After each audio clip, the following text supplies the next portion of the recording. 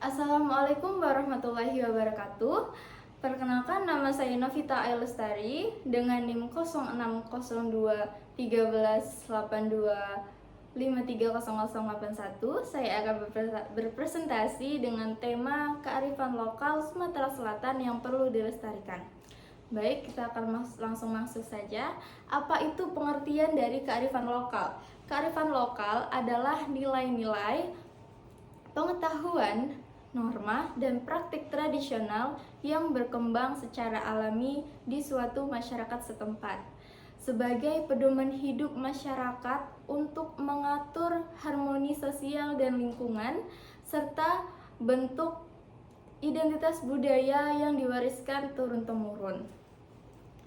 Selanjutnya, kearifan lokal Sumatera Selatan.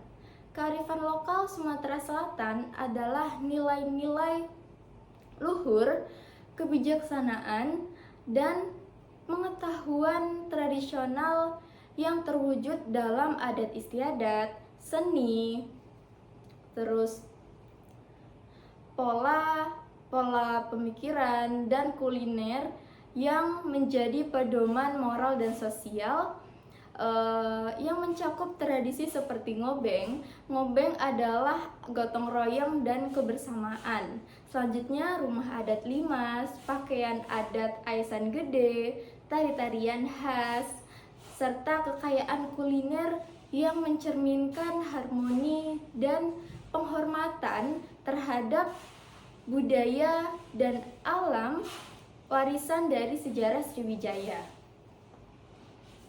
Selanjutnya, macam-macam kearifan lokal di Sumatera Selatan, khususnya di Palembang. Yang pertama adalah rumah adat Limas. Rumah adat Limas ini di Sumatera Selatan ini banyak sekali karya arsitektur, seperti contohnya yaitu rumah Limas.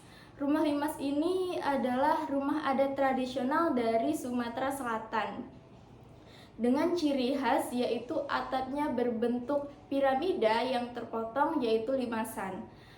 Rumah Limas ini asli dari Begagan Ogan Ilir, tapi sekarang sudah di Palembang, tepatnya di Museum Bala Putra Dewa.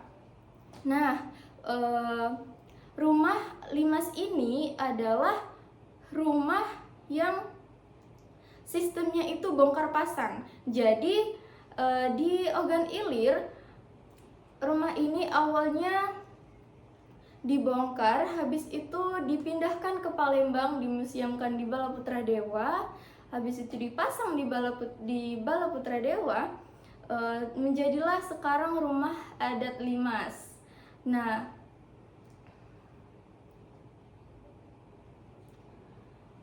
uniknya, rumah adat Limas ini tidak memakai paku untuk membangunnya, tapi memakai pasak.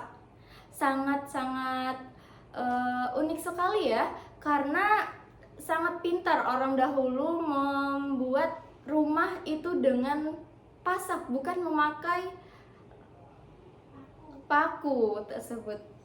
Yang kedua yaitu pakaian adat. Pakaian adat Aisan Gede dan Aisan Paksangko, yaitu pakaian adat yang berasal dari Sumatera Selatan. Nah, Aisan Gede itu melambangkan kemegahan, sedangkan pakaian Aisan Paksangko itu melambangkan keanggunan kemasyarakatan. Nah, biasanya pakaian adat ini itu dipakai di era sekarang ya. Biasanya dipakai itu untuk acara pernikahan. Untuk pernikahan adat biasanya memakai pakaian seperti ini. Juga bisa dipakai untuk tarian adat seperti tari Gending Sriwijaya itu memakai pakaian adat ini. Selanjutnya, yang nomor 3 adalah tari tradisional. Di Sumatera Selatan banyak sekali tari tradisional berbagai macam. Contohnya itu seperti Gending Sriwijaya, terus tari tangga, tari tenun songket, terus tari mejeng besuko, dan banyak lagi yang tidak bisa saya sebutkan di sini. Yang di sini adalah contohnya, yang pertama ini tari gending Sriwijaya. Nah, tari gending Sriwijaya ini biasanya dipakai untuk acara penyambutan tamu agung, tamu spesial, tamu istimewa, seperti contohnya itu pemimpin negara. Itu biasanya jika pemimpin negara itu datang ke daerah tersebut, maka akan disambut dengan tarian tradisional yang memakai tarian gending Sriwijaya.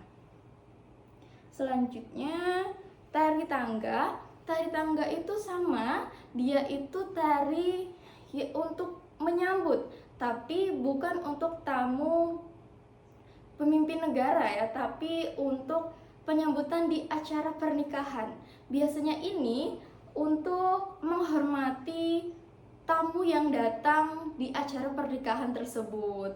Selanjutnya tari Mejing Besuko. Tari Mejing Besuko ini sama dengan tari gending Sriwijaya dan tari tangga. Dia juga tari untuk menyambut di suatu acara pernikahan juga dan acara adat atau keagamaan. Selanjutnya tari tenun songket. Nah, tari tenun songket ini itu adalah tari yang dipentaskan di dalam kegiatan kebudayaan untuk memberitahukan masyarakat luar identitas lokal, untuk masyarakat luar itu mengetahui identitas Sumatera Selatan, yaitu tari yang ada di Palembang ini, tari tenun songket. Yang keempat yaitu lagu daerah. Lagu daerah ini di Sumatera Selatan juga banyak sekali memiliki lagu daerah ya. Contohnya itu Pempek Lenjer, Cuma Ilang, terusan lagu Gending Sriwijaya, terusan Palembang Bari, dan masih banyak lagi yang tidak bisa saya sebutkan. Contohnya di sini ada lagu Cuma Ilang. Pasti banyak banget yang sudah pernah dengar lagu Cuma Ilang ya. Nah, lagu Cuma Ilang ini adalah lagu yang tersusun dari pantun yang bermakna untuk menyampaikan perasaan suka terhadap orang yang disukainya. Seperti itu. Selanjutnya yang kelima adalah makanan khas di Palembang. Di Sumatera Selatan ya, khususnya di Palembang ini banyak sekali makanan khas, yaitu contohnya yang sangat-sangat populer tidak di Palembang saja, itu adalah pempek. Pempek itu terkenal juga sampai di Indonesia ya, pempek. Tapi tidak cuma makanan pempek, banyak juga seperti kemplang, terus kue 8 jam, burgo, mie celor, itu tidak kalah populernya dengan pempek. Nah, contohnya nih pempek nih, siapa yang di sini tidak tahu pempek? Pempek itu adalah makanan dari bahan dasarnya itu adalah ikan gabus yang digiling, terus dicampur dengan bumbu-bumbu yang lain. Habis itu cara pengolahannya itu bisa direbus dan juga digoreng. Terus dihidangkan dengan cuko. Cuko itu bahan dasarnya itu gula batok, gula merah yang besar. Habis itu dicampur dengan cabai dan segala macam. Habis itu dihidangkan dengan mentimun, seperti itu. Terus selanjutnya kemplang. Kemplang ini sama saja dengan pempek ya. Bahan dasarnya itu ikan. Cara membuatnya juga sama, tapi dia setelah sudah direbus, dia itu dikeringkan terlebih dahulu. Setelah kering tapi belum terlalu kering ya, habis itu diiris tipis-tipis, habis itu dikeringkan kembali hingga kering, dan setelah kering bisa diolah dengan cara digoreng. Terus selanjutnya kue 8 jam. Kue 8 jam ini bahan dasarnya itu dari telur dan gula pasir. Tapi banyak campurannya ya, ada margarin, ada susu, dan banyak macam lainnya. Cara pembuatannya ini lumayan menguras tenaga dan waktu. Cara penggunaannya itu berlapis-lapis. Yang pertama tuh kita lapis yang pertama dulu, habis itu kita oven, habis itu kita lapisi lagi sampai penuh. Jadi itu makanya disebut kue 8 jam karena prosesnya sangat menguras tenaga dan waktu. Selanjutnya mie celor nih. Mie celor itu adalah mie yang terbuat dari mie kuning atau mie telur. Nah, biasanya mie ini dicampur dengan kuah santan dan kaldu udang, terus dihidangkan dengan telur rebus dan toge. Selanjutnya, yang keenam adalah bahasa daerah. Bahasa daerah di Palembang ini adalah turunan dari bahasa Melayu kuno. Nah, yang dipengaruhi oleh bahasa Jawa dan diucapkan sebagai logat dari khas orang Palembang. Nah, bahasa Palembang ini ada dua tingkatan. Yang pertama itu bahasa yang dipakai sehari-hari dan juga bahasa halusnya, yaitu contohnya singkatnya itu bebaso ya. Nah, contohnya ini adalah aksara ulu. Aksara ulu ini identitas lokal yang medianya itu dari diukirnya ya, ditulisnya itu dari bambu atau kayu. Nah, selanjutnya, mengapa sih kearifan lokal itu harus dilestarikan atau perlu dilestarikan? Nah, karena kearifan lokal itu menjadi cerminan suatu wilayah. Jadi di Indonesia ini kan banyak sekali kearifan lokalnya, banyak sekali kearifan lokal yang perlu dijaga.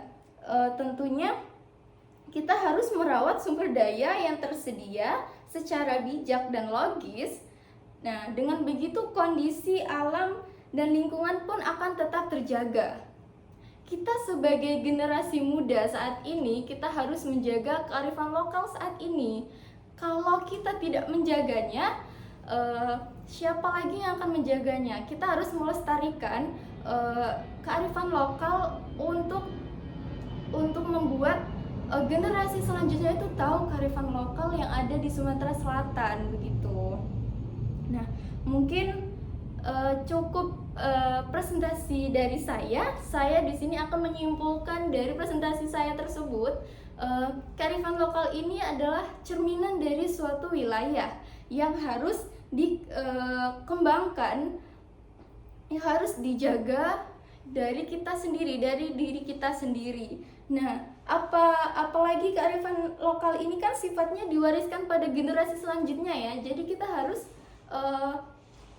melestarikannya agar generasi selanjutnya bisa tahu kearifan lokal yang ada di tempat kita ini. Karena kalau kita tidak melestarikannya, maka kearifan lokal ini akan punah begitu saja dan mungkin saja bisa diambil oleh negara lain dengan begitu. Mungkin itu saja presentasi dari saya. Maaf bila ada salah kata, saya mohon maaf. Saya ucapkan terima kasih. Saya akhiri. Wassalamualaikum warahmatullahi wabarakatuh.